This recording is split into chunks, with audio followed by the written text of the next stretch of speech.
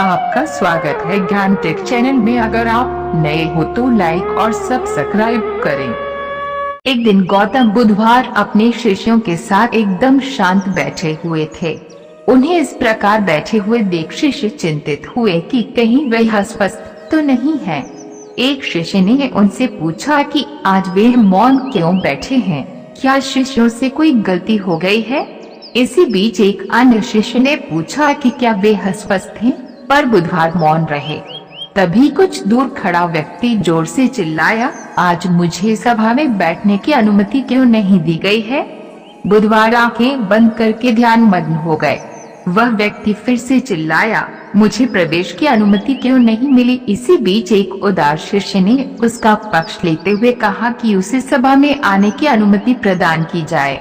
बुधवार ने आंखें खोली और बोले, नहीं, वह अछूत है, उसे आज्ञा नहीं दी जा सकती। ये सुनकर शिष्यों को बड़ा आश्चर्य हुआ। बुधवार उनके मन का भाव समझ गए और बोले, हाँ, वह अछूत है। इस पर कई शिष्य बोले, हमारे आश्रम में जात पात का कोई भेद ही नहीं, फिर वह अछूत कैसे हो गया। तब बुधवार ने समझाया, आज वह क्रोधित होकर आया है। क्रोध से जीवन की एकाग्रता भंग होती है। क्रोधी व्यक्ति प्राय मानसिक की हिंसा कर बैठता है, इसलिए जब तक वह क्रोध में रहता है तब तक अछूत होता है। इसलिए उसे कुछ समय एकांत में खड़े रहना चाहिए। क्रोधित शिष्य भी बुधवार की बातें सुन रहा था। पश्चाताप की अग्नि में दबकर वह समझ चुका था कि अहिंसा ही मनुष्य का महान कर्तव्य व परम धर्म है।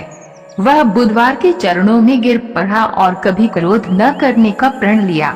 शिक्षा आशय ये है कि क्रोध के कारण व्यक्ति अनर्थ कर बैठता है और पश्चाताप उसे बाद में होता है, जिसका कोई लाभ नहीं मिलता। इसलिए हमें क्रोध नहीं करना चाहिए।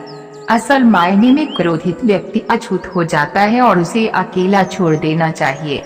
क्रोध करने से तन, मन और धन तीनों की हानि होती है। क्रोध से ज्यादा हानिकारक कोई और वस्तु नहीं है।